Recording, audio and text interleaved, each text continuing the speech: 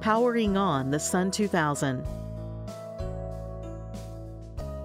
Set the AC switch between the SUN2000 and the power grid to the on position. Set the DC switches on the SUN2000 to the on position.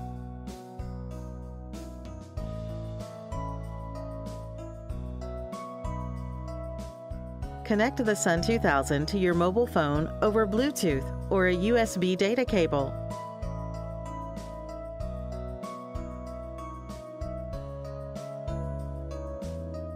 Enable Bluetooth connectivity on your phone.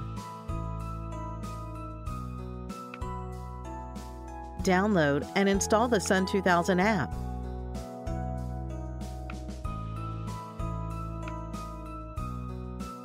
Log into the app and set parameters.